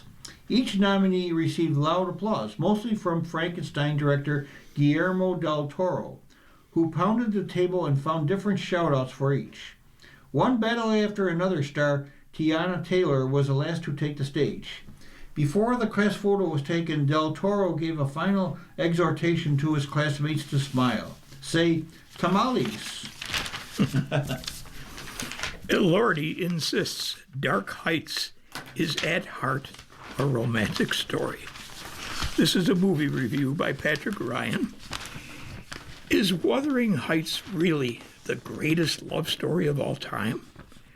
The R-rated movie, in theaters, February 13, stars Margot Robbie and Jacob Elordi. It has been marketed as a sprawling, grab-a-hanky romance for couples and gal pals to see Valentine's Day weekends. Sight unseen, people on social media have taken issue with the film's amorous promotional strategy, noting that Emily Bronte's 1847 novel grapples with serious themes: domestic abuse, coercive control, as Kathy, played by Robbie, and Heathcliff, played by Elordi, wage psychological warfare on each other and their respective partners. Now, Elordi acknowledges the more unsavory parts of the story, but also finds the core of it inherently romantic. For me, it's about the unapologetic nature in which each character feels the way that they feel. The Aussie actor tells USA Today, even though it can be dark and scary and violent, they're not afraid to look each other in the eye and say, I love you and I need you. It might be toxic, it might be jarring, but that's how we are as human beings. Now that's the beauty of Wuthering Heights, and that's what Bronte did with this book, Elordi adds. She was exposing something at a time when everyone, especially women, was so constricted in what they could feel and say. Now that's why it's purely romantic, because, it's actually liberating to tell the truth that way. From Robbie's perspective, Kathy and Heathcliff's love is so selfish, and so selfish at the same time. And so selfless at the time, she says. It's so cruel and heinous, and it's also desperately sweet and innocent. There's something about the concoction that makes it really impossible not to get swept up in it. You want to work out. You want it to work out for them so badly. You question yourself why you want that. Like, I know I shouldn't. Look how many people it's hurting, Robbie adds. It's complicated and juicy. Alison Oliver from Saltburn portrays the fanciful and submissive Isabella Linton, who willingly tolerates Heathcliff's demented proclivities just for the chance to be close to him. Isabella is told by Kathy she can't have him, so it becomes almost a thing to win or achieve, Oliver teases. The more that she doesn't have him, the more she longs for him. They have a very obscene, strange dynamic. Meanwhile, Isabella's guardian, Edgar, played by Shazad Latif, marries Kathy, not knowing that she's still in love with Heathcliff. When Edgar finds out, he tries to keep Kathy and Heathcliff apart, although he knows that's ultimately impossible. He's a milquetoast sap, Latif says. The goal was to make him a credible threat and find the balance of a man who has to deal with this situation, the upheaval and the pain of it, trying to deny it and then accepting it. It was fascinating trying to play all of those feelings.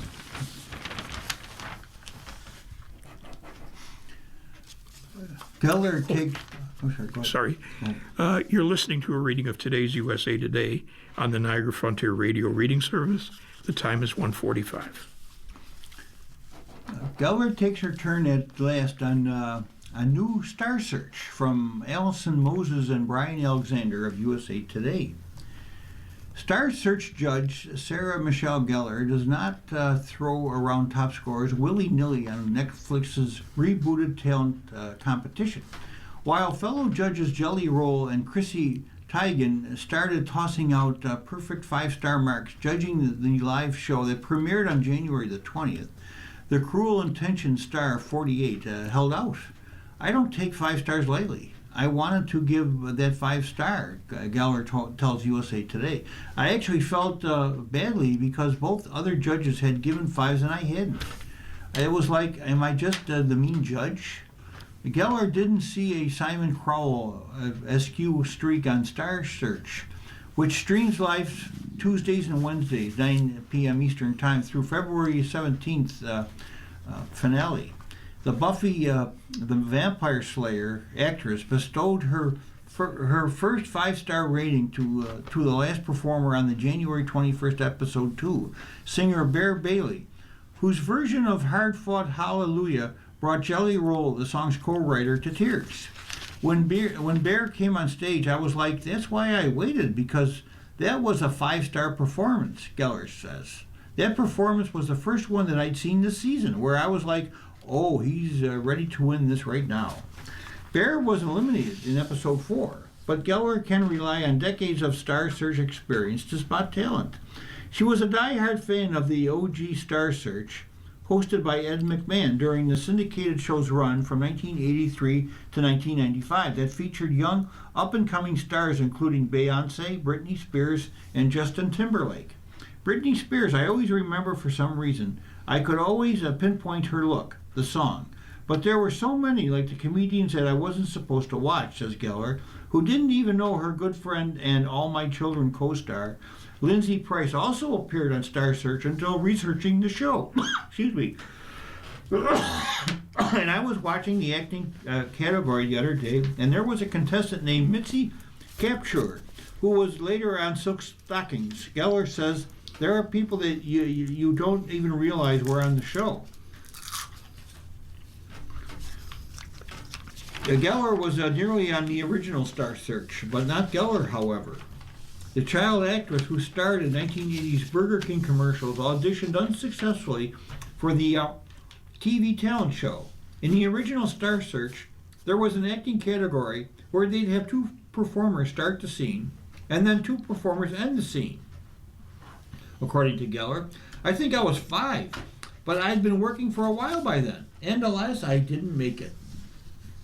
The Hollywood vet who landed her first big role as a teen soap star on All My Children eventually found stardom, and even other performers who also had star careers after not making, the Star Search cut. I'm not alone in my club. I found out that John Legend also did not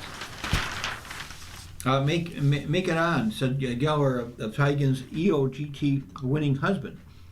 So we have a support group now, and we help each other through the difficult times. But it shows that you can't give up on your dreams. It might take a while, but I wound up on Star Search. The voice coach Legend also gave some helpful advice to the judging newbie. He said to find your own voice. It has to be authentic, says Geller, who says the show is unique. We're looking for a star, not the most talented singer or model or dancer. It's just this combination of things that makes magic. Geller has a chance to bring out the enhancing sparkle in her outfits and daring heeled boots despite the potential peril of tripping during live shows. It's just fun and silly to excuse to wear the things you would never normally wear. According to Geller, I'm scared every show that I'm going to be the one who falls.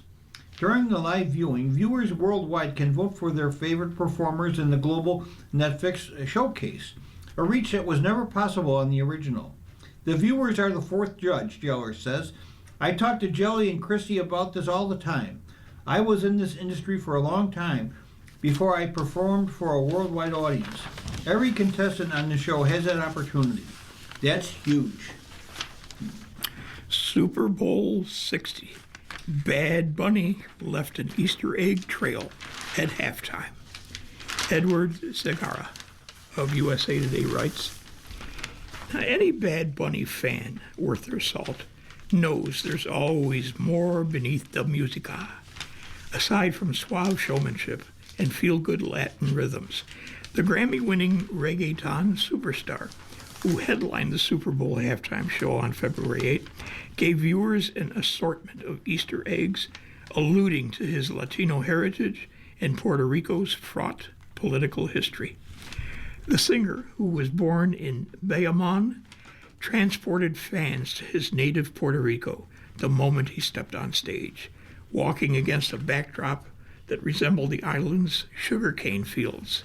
Dancers, dressed in pava straw hats, flanked him as he delivered the medley's opener, Titi Me Pregunto. From heartfelt homages to Puerto Rican culture to poignant political undertones, here are all the details you might have missed from El Caneo Malo's halftime performance. What did Bad Bunny's football jersey say? Well, for his game day attire, Bunny wore an off-white football jersey with the number 64, which he elegantly draped over a matching shirt, tie, and chinos combo. The understated sporty look was designed by the retailer Zara, per Vogue. The back of the jersey had the name Ocasio emblazoned across the top. The name is a reference to the singer's mother, Lisori Ocasio. Bad Bunny's full name is Benito Antonio Martinez Ocasio. Regarding the numeric significance of the 64, some viewers have speculated that it was a nod to his mother's birth year, while others ventured that it was a tribute to his 2020 album El Último Tour del Mundo, which became the first Spanish-language project in 64 years to top the all-genre Billboard 200 chart.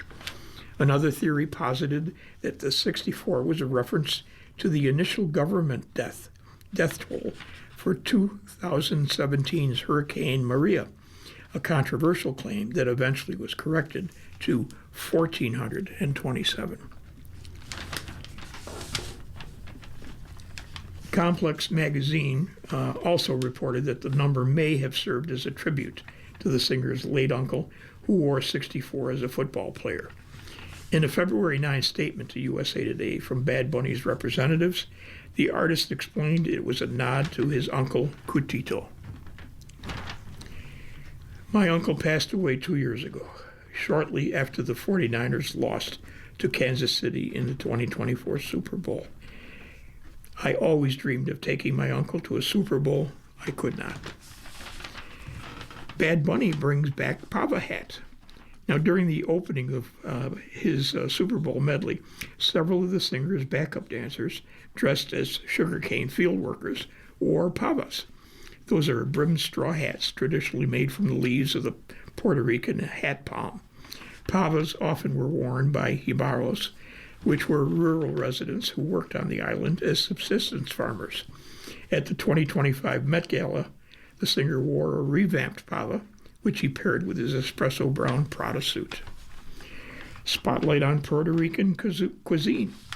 As Bunny strutted down the Super Bowl stage, the singer highlighted the hallmarks of Puerto Rican cuisine. While performing Titi Me Pregunto, the singer passed a group of dancers costume playing as customers surrounding a Coco Frio cart. Now, Coco Frio, or fresh coconut water, is a refreshment commonly sold by street vendors on the island. Similarly, Bad Bunny stopped at a Piraguas cart recreation and grabbed a frozen dessert, a Puerto Rican version of the snow cone. It's a cone-shaped shaved ice dessert, often garnished with fruit-flavored syrup. And finally, he opens up La Castita to honor Puerto Rican party culture. It's not a Bad Bunny fiesta without a visit to La Casita. For the singer's performance of his anthem, Yo Perreo Sola, Bad Bunny brought back La Casita, a house-shaped set piece inspired by traditional Puerto Rican homes that was featured in his No Me Quiero Ir de Aquí residency and subsequent Debí Tirar Más Fotos World Tour. Despite the numerous A-listers who grooved in front of La Casita, the laid-back party atmosphere was an homage to the Puerto Rican social tradition of marquesinas, house parties that often take place in a garage or a carport. You've been listening to a reading of articles from USA Today for Thursday, February the 12th, 2026, on the Niagara Frontier Radio Reading Service. For more information, please call 716-821-5555. Your readers today, Jim Duffy. and Ken Drost.